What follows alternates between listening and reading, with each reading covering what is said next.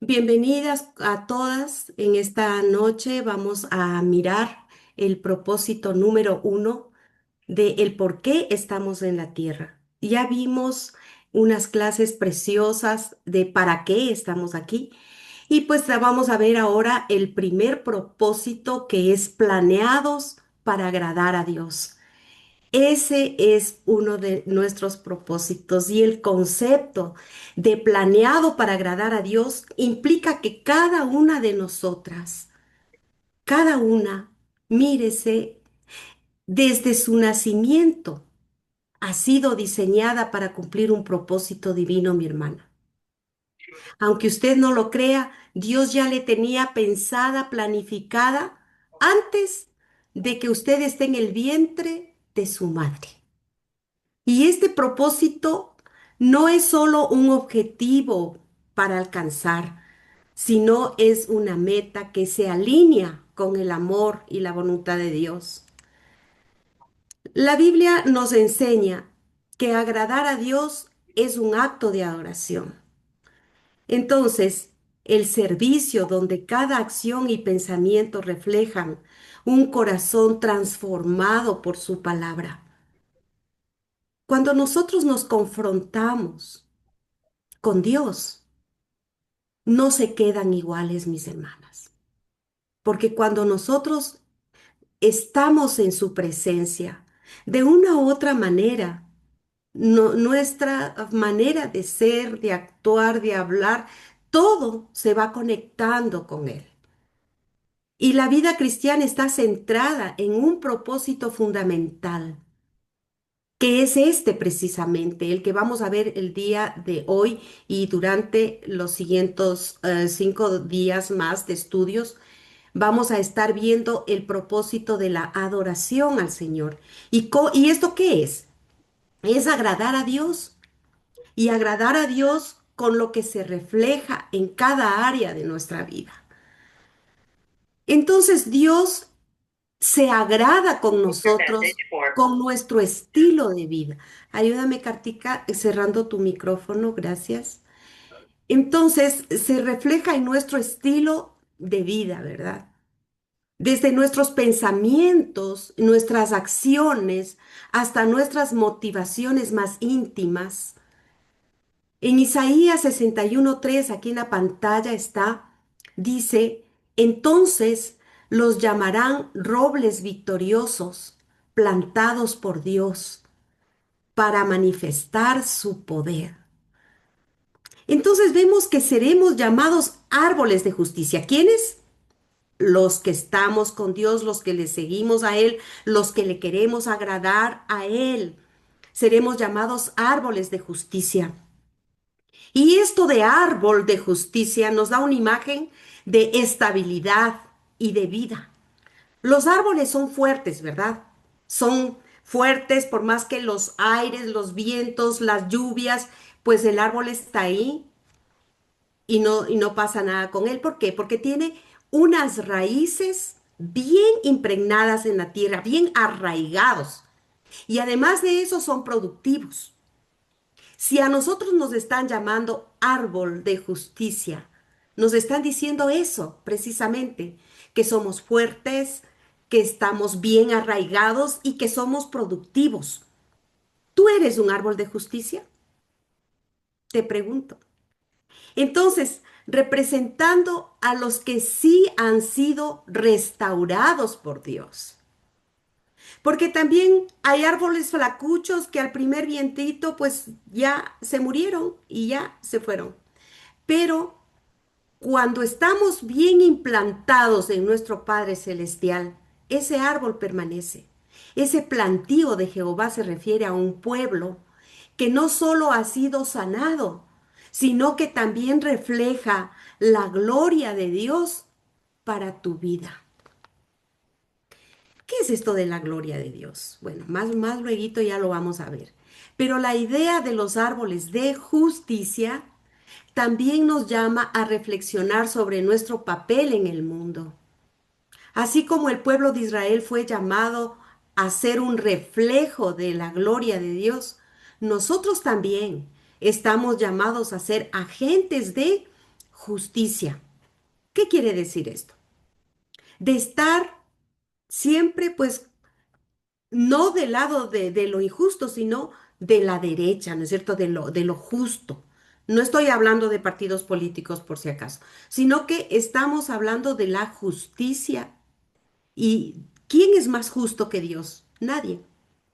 Entonces, si nosotros nos alineamos a su visión, nos alineamos a Jesús, vamos a ser esos robles, agentes de justicia, que podemos declarar y podemos entregar amor y esperanza en nuestras comunidades, ser ese reflejo de gloria de Dios y vivir en la luz de esta promesa significa que podemos ser portadores de la alegría en un mundo que a menudo se siente abrumado por la tristeza.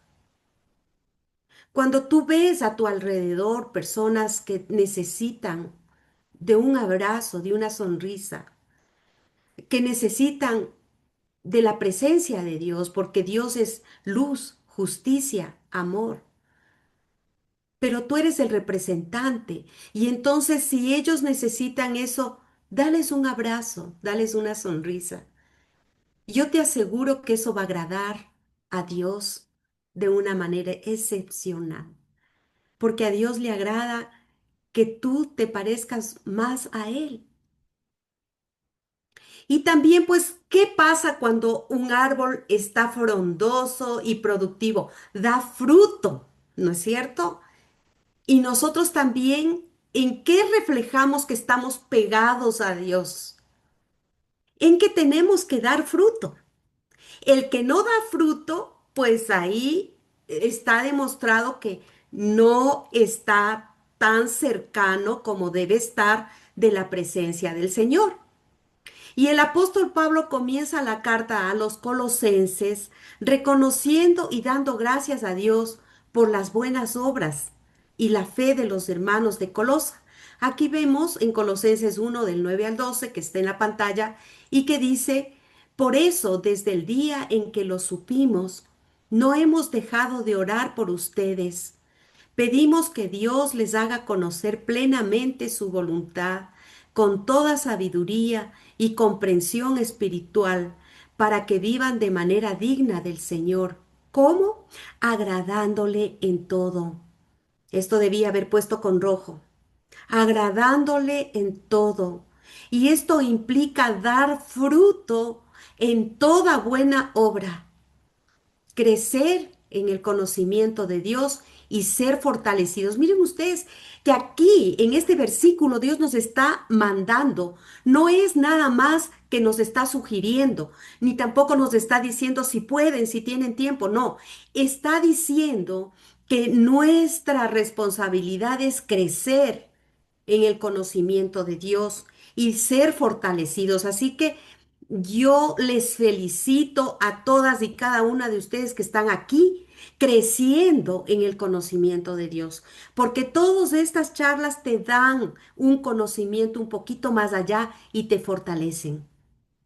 Bueno, sigamos con el versículo que dice, en todo sentido, con su glorioso poder, así perseverarán con paciencia en toda situación, dando gracias con alegría al Padre.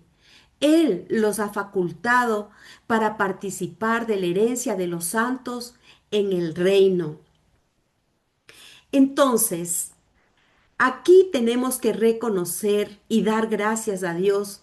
¿Por qué? Por las buenas obras y la fe de los hermanos, ¿no es cierto? Entonces, aquí en este versículo está exaltando y reconociendo que ellos están dando fruto. Ahora bien, el apóstol Pablo les dice que desde que han escuchado de su trabajo, de su tarea, de su fe, de la dedicación que ellos tenían, no han dejado de orar para que Dios les permita conocer su voluntad y así poder vivir para agradar a Dios. Así que primero deberíamos preguntarnos, ¿cuál es la voluntad de Dios? Porque aquí no eres tú, mi querida hermana. es Dios, el más importante. Y nosotros tenemos que alinearnos a la voluntad de Dios y no al revés. La voluntad de Dios es que podamos tener una relación con Él. Esa es su voluntad. Que tú puedas reconocerle como su Señor y Salvador y que puedas tener esa relación estrecha con Él. Y creo que desde el Génesis esto está implícito en su palabra. Ahora bien, el hombre, por causa de su pecado, se apartó de Dios y de su voluntad. Ahora la pregunta sería, ¿cambió la voluntad de Dios desde el Génesis hasta acá? ¿Tú crees que habrá cambiado la voluntad de Dios? Que dijo, no, es que no me hacen mucho caso, entonces, no, porque Dios no es hombre para arrepentirse, ni para mentir. Dios no cambia su voluntad y Dios sigue teniendo la misma voluntad para ti y para mí. La voluntad de Dios es que Él quiere tener una relación estrecha contigo. Qué hermoso, ¿verdad? No cambió en nada. Él quiere que tú y yo vivamos para agradarle. Y bueno, ¿y qué es agradar, vamos a decir? Agradar es un verbo activo, transitivo, que tiene como significado de tener una afinidad, un gusto, de satisfacer, de contentar, de entusiasmar, de complacer, de cautivar y complacer a alguna persona y tener un buen ambiente y el buen trato con las personas. Eso es agradar. Y entonces, si Dios quiere que le agrademos, Él necesita de todo esto, que estemos contentas con Él, ¿verdad? De entusiasmarnos y todo.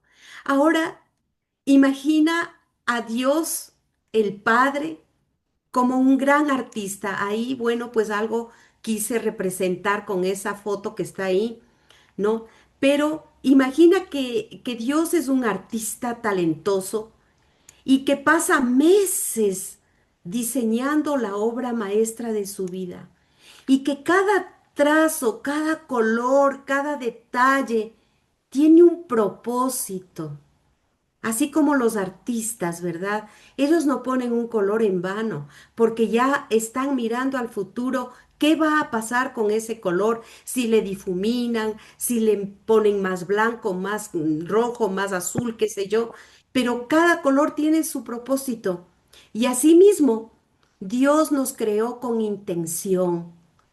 No somos un accidente, como ya vimos en una clase anterior porque fuimos planeados, cableados para agradarle. Y así dice en Salmos 149:4. Dice, pues Él se agrada de su pueblo y da la victoria a los humildes. Alabémoslo con danzas, cantémosle himnos con música, arpas y panderos. La voluntad del Padre es que vivamos para agradarle, es decir, que Dios quiere que vivamos para contentar su corazón. Como aquel artista que yo decía, ¿no?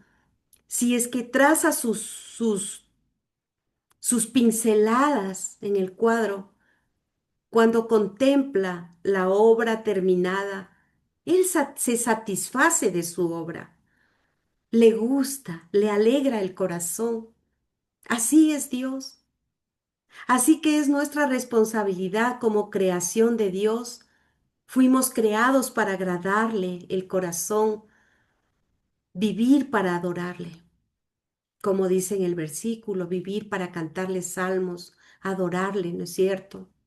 En el momento que llegaste a este mundo, cuando eras una bebé, Dios estaba allí como un testigo oculto y seguramente sonreía al verte nacer.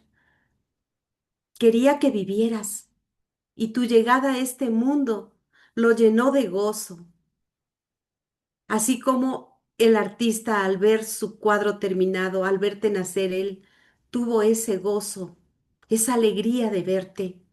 y quería que vivieras. Y Dios no necesitaba crearte, pero lo decidió hacer. Y lo hizo para deleitarse en su creación. Así que, mi querida hermana, existes para el beneficio, la gloria, el propósito y el deleite de Dios. Ahora les voy a contar una historia muy linda que llenó mi corazón, que me encantó y ya les voy a contar, ¿no? Es la historia de la taza y el alfarero. No sé si alguna la ha escuchado, pero es una historia preciosa.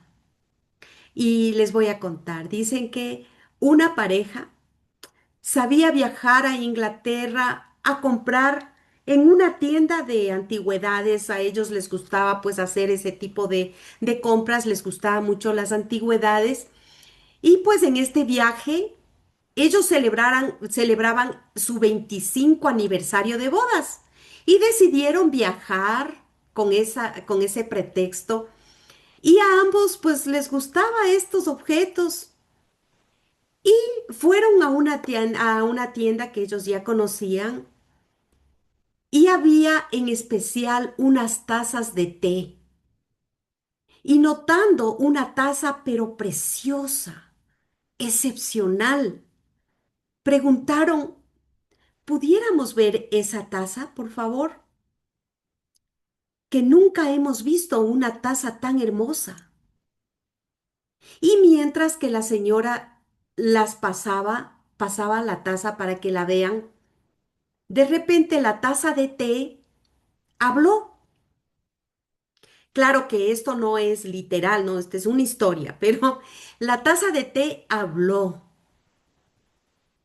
y les dice a ellos, ustedes no entienden, dijo la taza de té, ¿no? No siempre fui una taza de té. Hubo un tiempo en que solo era un pedazo de arcilla roja. Mi maestro me tomó y me amasó, me golpeó y me dio palmaditas, una y otra vez, hasta que grité, no hagas eso, no me gusta, déjame en paz. Pero él tan solo se sonrió y suavemente me dijo, todavía no. Entonces, ¡guau!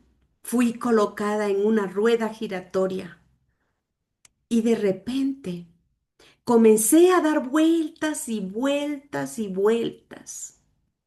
Detente, me estoy mareando, me voy a enfermar. Pero el maestro tan solo asintió y dijo quedadamente, todavía no.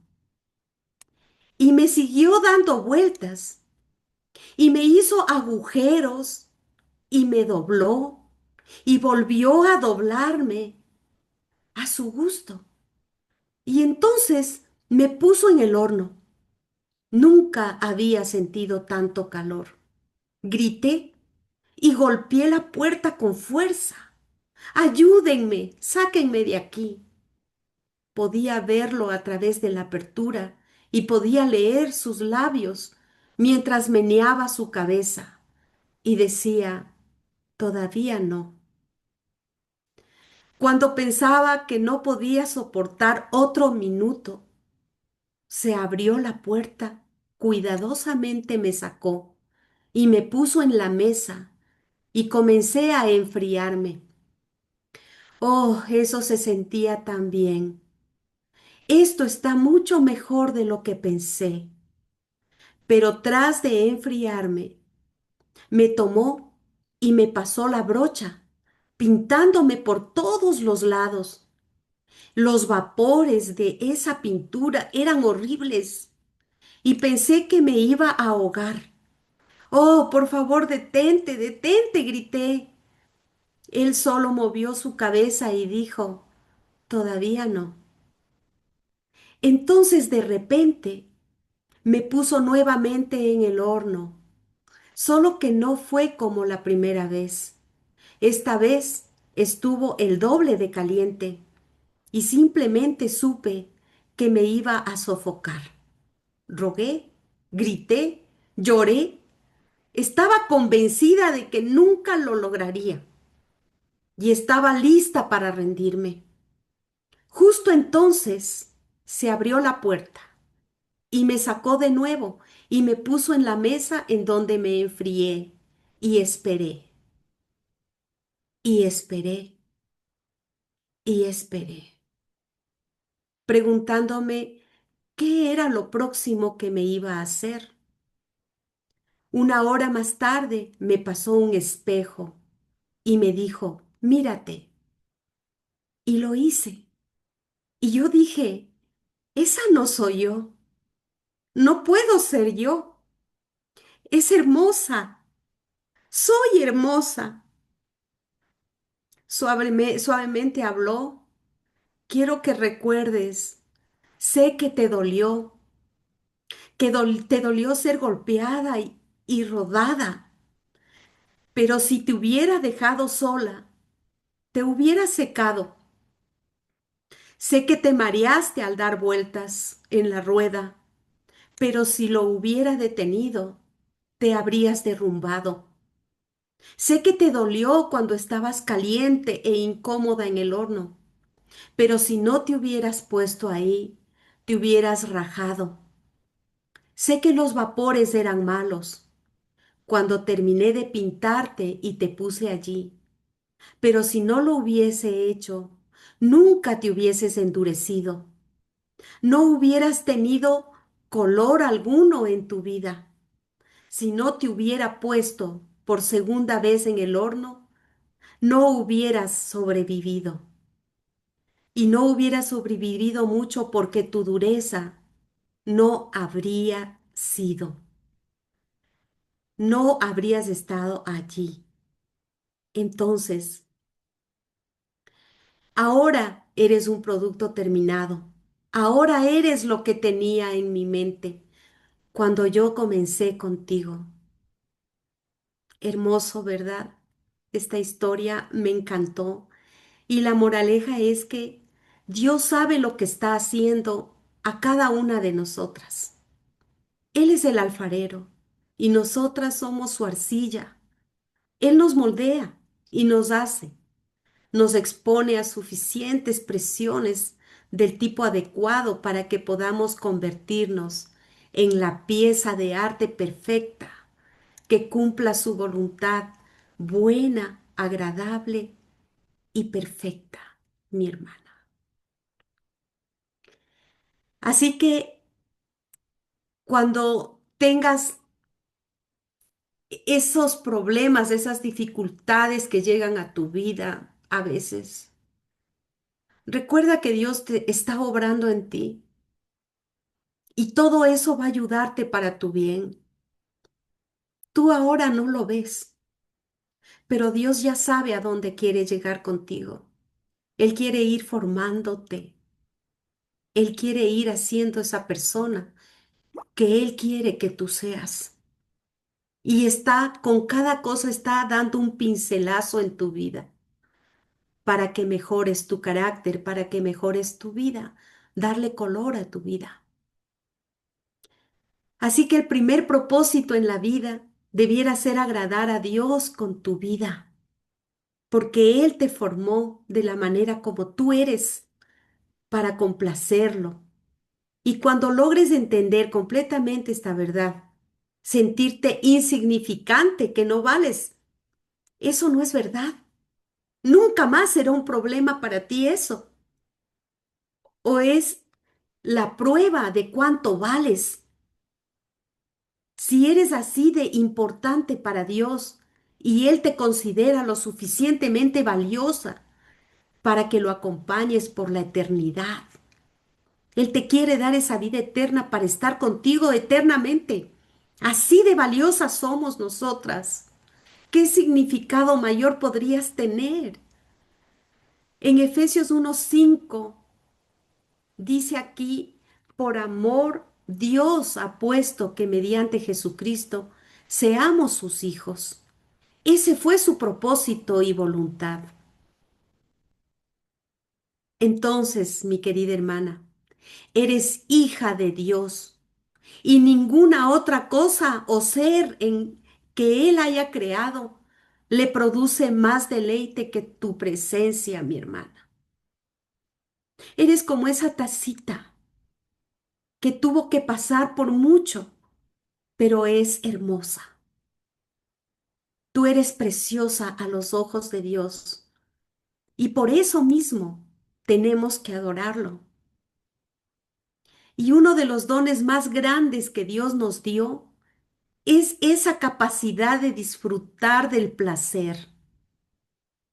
A nosotros nos hubiera hecho robots y nos hubiera hecho a todos así igualitos, que seamos obedientes, que nadie se descomponga, que o sea, él podía haber hecho, pero no. Él nos hizo a su imagen y semejanza y nos dio esa capacidad de disfrutar del placer. Nos cableó con los cinco sentidos, con emociones, para que los podamos experimentar. Quiere que disfrutemos de la vida, no que solamente la aguantemos, sino que la disfrutemos. Así que no te sientas mal cuando tú estés disfrutando de la vida. Tú naciste con ese cableado para poder disfrutarla. Entonces podemos disfrutar y sentir placer porque Dios nos creó a su imagen. Y a veces nos olvidamos de eso. Nos olvidamos que Él también tiene emociones y nos hizo a su imagen, ¿no es cierto? Entonces siente las cosas muy a fondo. La escritura nos dice que Dios se aflige, que Dios se enoja, que Dios se pone celoso, que Dios se conmueve y que Dios siente compasión, lástima y tristeza, así como también Él siente alegría, júbilo, satisfacción. Dios nos ama, se deleita, siente placer, se alegra, disfruta y hasta se ríe. ¿Sí? Hasta se ríe. Aquí vemos en Salmo 103:13 que dice, con quienes lo honran, Dios es tan tierno como un padre con sus hijos. Qué amor tiene Dios para nosotros. Y cada vez que yo estaba estudiando este tema, créanme que mi corazón se ha conmovido tanto porque me he dado cuenta que mucho más allá de todos los estudios que he hecho, me he dado cuenta que Dios es tan tierno, tan amoroso con nosotros, que nos ama tanto. ¿Cómo no adorarlo, Señor? ¿Cómo no agradarte, mi Dios? Y agradar a Dios se conoce como adoración. Y precisamente ese es nuestro primer propósito en la vida. En Salmo 147:11 dice, en cambio al Señor le agrada la gente que lo respeta, los que confían en su fiel amor. Mira, mi querida hermana, todo lo que hagas para complacer a Dios es un acto de adoración. Todo, todo lo que hagas en tu vida. Así como el diamante, ustedes han visto un diamante que tiene varias facetas, varios lados, ¿verdad? Así como ese diamante, la adoración tiene muchas, muchas facetas. La adoración no es solamente una canción, no. La adoración tiene varios vértices, así como es complicado comprender la adoración, pero consideraremos sus aspectos principales en esta sección. Los antropólogos han advertido que la adoración es un anhelo universal del corazón de ser gratos con Dios. El diseño que Dios puso en las mismísimas fibras de nuestro ser y la necesidad innata de vincularnos consigo mismo. La marca de una persona que vive para alegrar el corazón de Dios son los frutos que da. Ya vimos de esa parte, ¿no es cierto? Y así que estoy convencida que a medida que tomamos el compromiso de vivir en la voluntad de Dios, es decir, vivir para agradar a Dios, nuestras vidas comienzan a reflejar ese fruto del Espíritu. ¿Y cuál es ese fruto? Es amor, alegría, paz, paciencia, amabilidad, bondad, fidelidad, humildad, dominio propio. Este es el fruto del Espíritu. Y este fruto se evidencia cuando empezamos a vivir para agradar a Dios. Es decir, cuando nosotros queremos agradarle a nuestro Padre Celestial, nosotros nos internamos cada vez en su ser, en su manera de ser, y lo vamos conociendo y nos vamos enamorando de Él. Y poco a poco vamos transformando también nuestra vida, porque damos fruto del Espíritu, ¿no es cierto? Entonces, ahí es cuando se ven los frutos. La adoración es tan natural como comer o como comer, como respirar. Si no adoramos a Dios, encontraremos un sustituto para adorar. Y hasta podríamos acabar adorándonos a nosotros mismos. Dios nos creó con este deseo porque quiere tener adoradores. Jesús dijo que el Padre busca que le adoren. Aquí vemos en 4:24, Él busca que lo adoren. Y según sea el trasfondo religioso que tú tengas, porque aquí no solamente, no estamos aquí por religión, perdóname decirte, aquí estamos por estudiar la palabra. No tiene nada que ver la religión.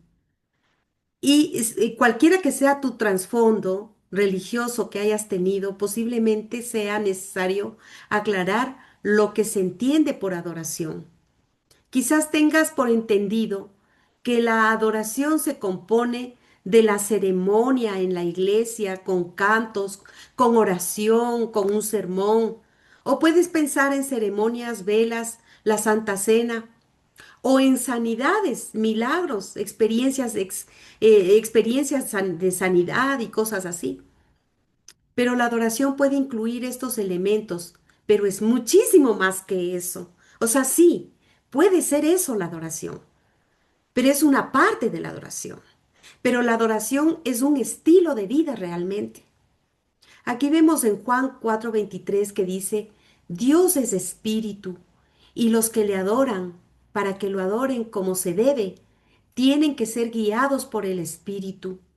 Se acerca el tiempo en que los que adoran a Dios, el Padre, lo harán como se debe.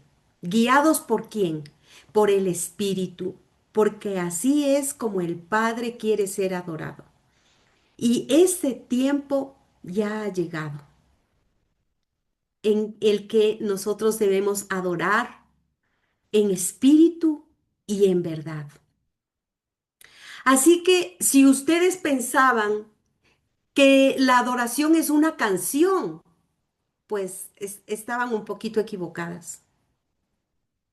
Para muchas personas la adoración es sinónimo de música y dicen, muchas veces se escucha decir esto, ¿no? En la iglesia comienzan con adoración y luego tenemos la enseñanza. Esto es un gran malentendido. Todas las partes del culto son un acto de adoración, todas. Es decir, no solo las canciones son adoración, es todas las partes del culto. La oración, la lectura de las escrituras, el canto, la confesión, el silencio, la quietud, la predicación del sermón, el tomar notas, las ofrendas, el bautismo, la Santa Cena, todo, las promesas y tarjetas de compromiso, todo, incluso el saludarse los unos con los otros, todo. En realidad el origen de la adoración es anterior a la música. El origen, ¿dónde nació la adoración? Todavía no había la música. Porque ¿dónde nació la adoración? Adán y Eva adoraban en el jardín del Edén. Y ahí no había música todavía, porque la música se menciona por primera vez en Génesis 4:21 y es con el nacimiento de Jubal, que dice la Biblia que Jabal tuvo un hermano llamado Jubal, que fue quien inventó el arpa y la flauta. Y si la adoración fuera solo música, quienes no tuvieran oído musical, quienes no puedan cantar, no podrían adorar. Pero la adoración no es solo música, la adoración va mucho más allá que eso. La adoración auténtica comienza con reconocer quién es Dios y reconocer que Él es santo, que es amoroso, misericordioso, justo y poderoso, y responder con reverencia y gratitud hacia Él. Así que no se trata solo de rituales externos, no se trata solo de música o de asistencia a servicios, sino se trata de un compromiso profundo que refleja el corazón del creyente. Yo lo adoro porque le amo, le adoro porque quiero hacerlo, porque yo creo que necesito agradecerle por todo lo que ha hecho conmigo. Esa es la verdadera adoración de corazón a corazón, de espíritu a espíritu, como Dios quiere que sea alabado y adorado, con gratitud. Pero en el peor de los casos, la palabra adoración se utiliza y muy mal para referirse a un estilo de música en particular. Primero dice la gente, primero cantamos un himno y luego una canción de alabanza y adoración. Y de acuerdo con este uso, la canción, si es que es movida y así bien rapidita y se canta con brío o se acompaña con instrumentos de viento, batería y todo, se considera alabanza. En cambio, si se trata de una canción lenta, plácida e íntima, quizás con los acordes de una guitarra o un piano, entonces es adoración. Eso no es así, mis hermanas. Eso es una mala utilización del término de adoración. La adoración no tiene nada que ver con el estilo, con el volumen o con el ritmo de una canción. Dios ama todos los estilos musicales. ¿Por qué? ¿Saben por qué? Porque Él los inventó. Todos los estilos musicales le gustan a Dios. Los movidos y los lentos, los fuertes y los suaves, los clásicos y los nuevos. Pueden no gustarte a ti, no pueden gustarle a muchas personas, pero a Dios sí le gusta. ¿Por qué? Porque Él es el creador de la música. Si cuando le cantamos lo hacemos en espíritu y en verdad, eso es solo un acto de adoración, uno de los actos de adoración. En Juan 4:23 al 24 dice, Dios es espíritu y los que le adoran, para que lo adoren como se debe, tienen que ser guiados por el espíritu.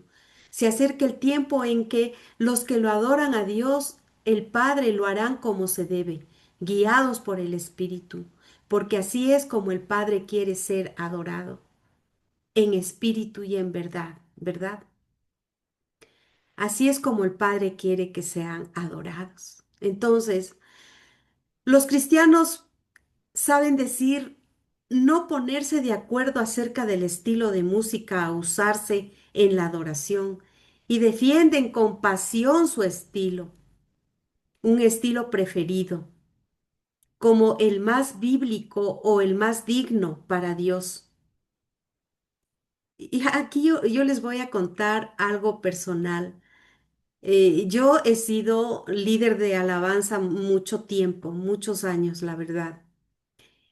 Y en una ocasión en la iglesia vino un hermano y dijo, no, es que la hermana no está cantando las canciones para Dios porque está cantando canciones sin unción. Y entonces me hizo un gran problema y todo.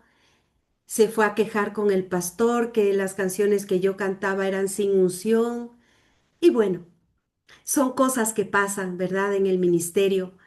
Pero aquí podemos mirar en este estudio que no es el estilo de música la que a Dios le agrada o le desagrada, porque para Él todos los estilos musicales le gustan y le gustan todos. Ni siquiera tenemos los instrumentos que se usaban en los tiempos bíblicos para decir, no, es que la música no es bíblica. ¿Cómo podemos decir eso? Porque ahora todo ha cambiado, todo es moderno. Pero Dios no se queda en la antigüedad, Él también va cambiando. Y con toda franqueza, tu estilo de música preferido dice más de ti que de tu entorno social y cultural y de tu personalidad antes que de Dios. Lo que para un grupo étnico son sonidos musicales y les gusta y es precioso, para otros pueden ser ruido, pero a Dios le gusta la variedad y disfruta todos los estilos musicales, todos. Así que no te preocupes si le gustará o no a Dios. Lo que debe preocuparte es hacerlo de corazón, es darle esa adoración de corazón a Dios. La música cristiana no existe como tal. No hay música cristiana si solo hay música con letra cristiana. Lo que convierte una canción en sagrada son las palabras, no la melodía. No hay melodías espirituales. Si tocaras una canción sin palabras, no habría manera de reconocer si es cristiana o no. ¿Qué le hace a una canción cristiana? Precisamente las palabras. Si no hay palabras, pues no puedes decir esta canción es cristiana o no, a no ser que te sepas que es cristiano. Claro está. Entonces, hay veces que la gente dice, hoy me encantó la adoración, me sirvió de mucho, pero déjame decirte una cosa. Sí, puede ser que hay canciones tan hermosas que te lleguen a las fibras de tu alma, sí, es verdad. Pero quiero recordarte algo que ya vimos antes. No se trata de ti. Esto no se trata de otro concepto erróneo con respecto a la adoración, es que no es para mi propio beneficio, no es para mí, no es para que a mí me guste. Adoramos para beneficio de Dios. Cuando adoramos, nuestro objetivo debería ser complacer a Dios y no complacernos a nosotros mismos. Ah, no es que esta canción me encanta porque no. Si alguna vez has dicho, hoy no recibí nada de la adoración, adoraste con una motivación equivocada. La adoración no es para ti, es para Dios. Y por supuesto, la mayoría de los cultos de adoración también incluyen estos elementos de comunión, de edificación y de evangelización. Y adorar sí tiene sus beneficios, pero no adoramos para darnos gusto a nosotros. Nuestro motivo debe ser glorificar a Dios, a nuestro Creador y complacerlo a Él, agradarle a Él.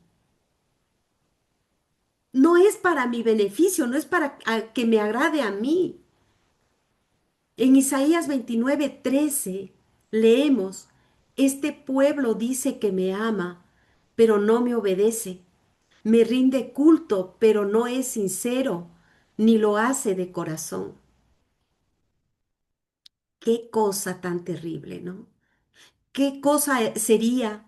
Y yo he visto muchas veces que las personas cantan sin el corazón. Solamente es un canto, pero están cantando, como dice aquí, de labios para afuera. Pero realmente están ofreciendo el corazón en la canción. Dios se queja de la adoración poco entusiasta, de la adoración hipócrita. El pueblo le estaba ofreciendo oraciones desanimadas, alabanza fingida, palabras vacías y rituales elaborados por el hombre, sin siquiera pensar en su significado. No podemos llegar al corazón de Dios con la tradición en la adoración. A Dios lo conmueve la pasión, y el compromiso con el que tú cantas. Así que acuérdate, por favor, adoramos para el beneficio de Dios. Cuando adoramos, nuestro objetivo debería ser complacer a Dios y no complacernos a nosotros mismos, porque esa no es la idea. Entonces, la adoración no es solo para el servicio religioso. Se nos dice que debemos adorarlo continuamente. En Salmo 105:4 nos dice, acerquémonos a nuestro poderoso Dios y procuremos agradarle siempre. Quiere decir que debemos adorarlo continuamente y alabarlo desde el amanecer hasta que el sol se ponga, como dice en Salmos 113:3. Que sea siempre bendito nuestro Dios, alábenlo a todas horas, alábenlo ahora y siempre. En la Biblia la gente alababa a Dios en el trabajo, en el hogar, en las batallas, en la cárcel y hasta en la cama. La alabanza debería ser la primera actividad de la mañana, cuando despertamos y lo último que hacemos por la noche, antes de cerrar los ojos para descansar, como dice en Salmo 119:14, que dice, muy temprano me levanto para pedirte que me ayudes, pues confío en tu palabra. En Salmo 63:3, David dijo, me acuesto y me acuerdo de ti. Durante toda la noche estás en mi pensamiento. Y dice, bendeciré al Señor en todo tiempo, mis labios siempre lo alabarán, en el Salmo 34:1. Es decir, ¿cuándo tengo que adorarlo? ¿Cuándo tengo que alabarlo? En todo tiempo, en todo tiempo. Adorarlo con nuestro corazón y de corazón. Porque además, como vimos, a Él no le gusta esa adoración hipócrita, sino que sea una adoración genuina. Cualquier actividad puede transformarse en un acto de oración. No te estoy diciendo que te pases cantando todo el día, no, sino que en tus actividades diarias tú puedes adorarle al Señor. Entonces, cualquier cosa que tú hagas es un acto de adoración. ¿Cuándo qué? Cuando la hacemos para alabarlo, para glorificarlo y para complacer a Dios. La escritura nos afirma en Primera de Corintios 10:31, siempre que ustedes coman o beban o hagan cualquier otra cosa, háganlo para honrar a Dios. Ahí yo le he puesto a la foto de David con sus ovejitas, porque él era pastor de inicio cuando era jovencito, y se pasaba haciéndole canciones a Dios, cantándole al Señor con su arpa, ¿verdad? No, como les digo, no quiere decir que nosotros nos pasemos cantando todo el día, no, pero en todo lo que hacemos, como dice aquí, coman, beban o hagan cualquier cosa, honrarle a Dios en todo lo que hacemos. Martín Lutero decía, una muchacha puede ordeñar vacas para la gloria de Dios. Todo lo que tú hagas en tu vida puede honrar a Dios. ¿Cómo? De acuerdo a tu testimonio, a tu manera de hacer las cosas. ¿Y cómo es posible hacer todo para la gloria de Dios? Lo es si actuamos como si estuviéramos haciendo para Dios las cosas y conversando con Él mientras lo hacemos. La Biblia dice en Colosenses 3:23, todo lo que hagan, háganlo de buena gana como si estuvieran sirviendo al Señor Jesucristo y no a la gente. Entonces, en todas las cosas que nosotros hagamos en nuestro trabajo cotidiano, así sea lavar platos, cocinar, así sea en la oficina, lo que hagamos, podemos honrarle a Dios, podemos adorarle con nuestro trabajo. Este es el secreto para una vida de adoración. Hacer todo como si lo hicieras para Jesús. Una palabra sí lo expresa así. Toma tu vida cotidiana, la vida de todos los días, tu descanso, tus comidas, tu trabajo y tus ideas y tus idas y venidas, y ponlas como una ofrenda ante Dios. Eso dice en Romanos 12:1. El trabajo se convierte en adoración cuando se lo dedicamos a Él y lo que llevamos a cabo conscientes de su presencia. Recordemos estos días en los que nos enamoramos, por ejemplo, cuando estábamos enamoradas, enamoradazas. ¿Se acuerdan? A ver si alguien se acuerda. Y estaba en nuestra mente nuestro amado. Todo el tiempo estaba ahí. Cuando desayunábamos, estaba en la mente. Cuando íbamos a estudiar, estaba ahí. Cuando estábamos en las clases, no podíamos ni atender a las clases porque estaba ahí. No podíamos dejar de pensarlos, ¿verdad que sí? Sí que sí, sí, ¿verdad? Y a veces estábamos recordando cosas y solitas sonriéndonos a solas, ¿no? Por las cosas que nos agradaban de nuestro amado. Y eso nos hacía sentirnos muy cerca de ellos, aunque vivamos lejos del uno del otro, como era mi caso. Pero solo el hecho de estarlo recordando ya teníamos una verdadera relación. Entonces, la verdadera adoración se trata justamente de eso, de enamorarnos de Jesús. Así que todo lo que hagas en tu vida diariamente, haz así como cuando estabas enamorada de tu enamorado, de tu esposo ahora.